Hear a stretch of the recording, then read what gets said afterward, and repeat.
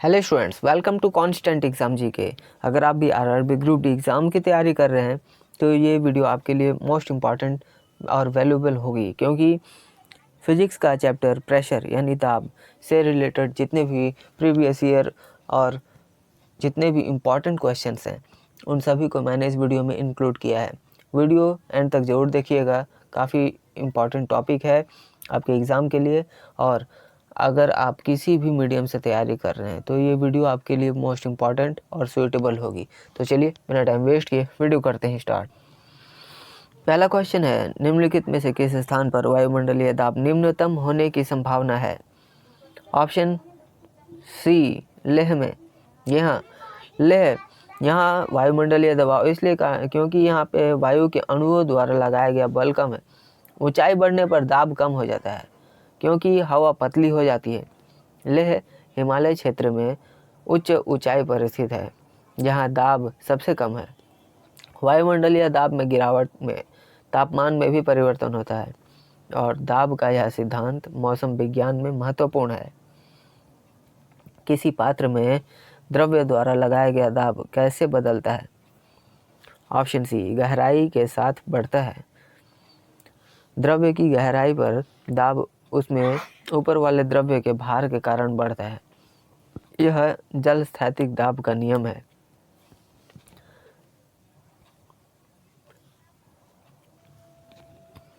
साबुन के बुलबुले के अंदर दाब कैसा होता है?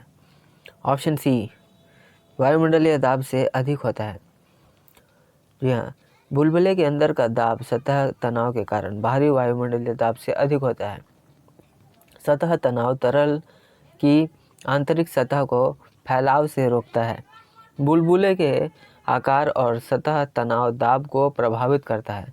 छोटे बुलबुले में दाब अधिक होता है और दाब का संतुलन बुलबुले को स्थिर बनाए रखता है। यदि संपर्क का क्षेत्रफल स्थिर बलों को बनाए रखते हुए बढ़ता है तो दाब में क्या होगा? ऑप्शन सी दाब घटेगा। यही कारण है कि बर्फ पर चलने के लिए फैलाव वाले जूते अधिक उपयोग होते हैं। बल क्षेत्रफल पर वितरित होता है जिससे दाब कम हो जाता है। इस सिद्धांत का उपयोग इंजीनियरिंग में किया जाता है।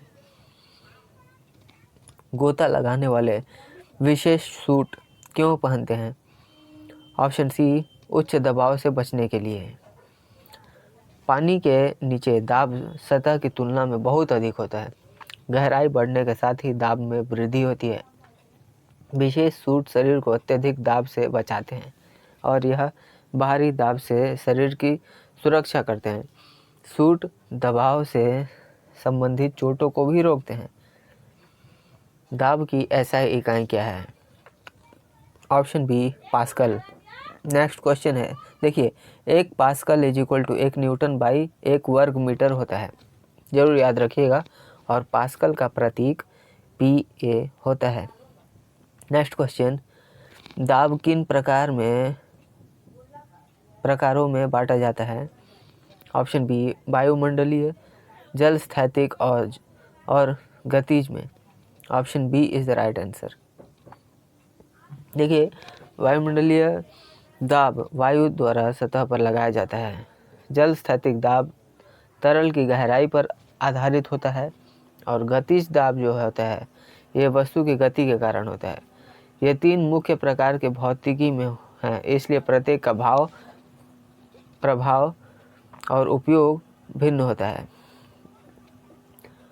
साबुन के बुलबुले में सतह तनाव का क्या कारण होता है? ऑप्शन ए अणुओं के बीच आकर्षण बल। यह द्रव्य के सतह को कम क्षेत्रफल में संकुचित करता है। बुलबुले के सतह तनाव के कारण ही स्थिर रहता है और सतह तनाव छोटे जीवों के चलने में मदद करता है। यह तरल की स्थिरता और आकार निर्धारित करता है। किस वस्तु पर दाब अधिक होता है? सुई या रबर के पंजे वाले जूते। तो राइट आंसर ऑप्शन ए सुई। जूते का सतह क्षेत्र ज़्यादा होने की वजह से दाब कम होता है और यही कारण है कि सुई ज़मीन से आसानी से धंसती है। बड़े क्षेत्र वाले जूते पर चलना आसान होता है। तरल के भीतर दाब किस दिशा में होता है? ऑप्शन सी, सभी दिशाओं में समान होता है। यह पास्कल के सिद्धांत के अनुसार होता है। समान दाब तरल को स्थिर बनाता है। दाब तरल के किसी भी बिंदु पर मापा जा सकता है। इस गुण का उपयोग हाइड्रोलिक मशीनों में किया जाता है। दाब को मापने वाला उपकरण क्या कहलाता है? Option B, barometer. यह सामान्यतः मरकरी और एनरामनी में बना होता है। दाब मापने की यह युक्ति मौसम विज्ञान में उपयोगी है। फिजिक्स और भौगोलिकी में इसके प्रयोग होते हैं। बैरोमीटर हवा के दाब परिवर्तन को ट्रैक करता है। तरल में दाब की इकाई क्या है? Option B, pascal. यह बल को क्षेत्रफल पर बांटकर मापा जाता है। द्रव से संबंधित दबाव के लिए भी यह इकाई मान्यता प्राप्त है। 1 पास्कल = 1 न्यूटन पर मीटर स्क्वायर होता है। यह ज़्यादातर भौतिक विज्ञान में स्वीकार्य है। जल दाब किनके कारण उत्पन्न होता है? राइट आंसर होगा ऑप्शन बी, गुरुत्वाकर्षण। द्रव का भार तरल में दबाव उत्पन्न करता है। दाब गहराई के साथ ही बढ़ता है और जल दाब स्थैतिक दाब का उदाहरण है। नेक्स्ट क्वेश्चन है, अगला क्वेश्चन है, यदि बल 10 न्यूटन है और क्षेत्रफल 2 मीटर स्क्वायर है तो दाब होगा? Option A, 5 pascal. Option A is the right answer. देखिए यहाँ 10 न्यूटन डिवाइडेड बाई 2 मीटर पर सेकेंड, तो इट = 5 पास्कल होगा। और दाब बल के अनुपात में होता है, क्षेत्रफल के विपरीत अनुपाती होता है। इसे एसआई इकाइयों में मापा जाता है। सही गणना से ही ये प्रश्न हल होगा। तो ये काफ़ी इम्पॉर्टेंट क्वेश्चन है, तो आपके एग्ज़ाम पॉइंट ऑफ व्यू से इसको ज़रूर याद रखिएगा। इसी फॉर्मेट में भी क्वेश्चन पूछे जाते हैं। तनाव और दाब में क्या अंतर है? ऑप्शन बी, तनाव अंदरूनी बल है और दाब बाहरी बल है। Option B is the right answer. तनाव और दाब दोनों बल मापांक होते हैं, यानी मापा जा सकता है। दोनों के भिन्न भौतिक अर्थ और अनुप्रयोग हैं। दाब के बलों का प्रभाव किसे कहते हैं? ऑप्शन डी, प्रभाव। यह प्रभाव वस्तु की गति या स्थिति को बदल सकता है। फिजिक्स में बल महत्वपूर्ण भौतिक राशि है। दाब बल क्षेत्र में विभाजित होते हैं। प्रभाव बल का ही प्रत्यक्ष परिणाम है। नेक्स्ट क्वेश्चन, यदि द्रव के तल पर दाब अधिक है तो उसका क्या परिणाम होगा? ऑप्शन सी, तरल बल प्रभाव बढ़ेगा। यह सिद्धांत जल यांत्रिकी का हिस्सा है। दाब में वृद्धि तरल के भार से होती है। उच्च दाब तरल को अधिक दाब से प्रभावित करता है और तरल दाब तक सर्वोच्च होता है जब गहराई अधिक होती है। धारा प्रवाह दाब क्या है?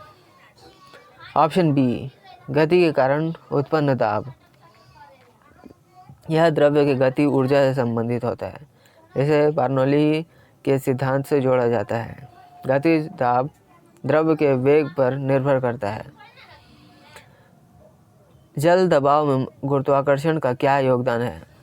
राइट आंसर ऑप्शन सी, दाब बढ़ाता है। गुरुत्व बल द्रव को नीचे की ओर खींचता है और इस वजह से द्रव्य में दबाव बढ़ता है। दाब गहराई के साथ सीधे समानुपाती होता है। जल दबाव गुरुत्वाकर्षण के कारण उत्पन्न होता है और यह महत्वपूर्ण भौतिक सिद्धांत है। नेक्स्ट क्वेश्चन, सामान्य वायुमंडलीय दाब किस पर निर्भर करता है? ऑप्शन सी, वायुमंडल में हवा के भार को। Option C is the right answer. और यह समुद्र तल पर अधिक होता है। ऊंचाई बढ़ने पर दाब घटता है। दाब में परिवर्तन मौसम पर भी निर्भर करता है और हवा के भार को बैरोमीटर मापता है।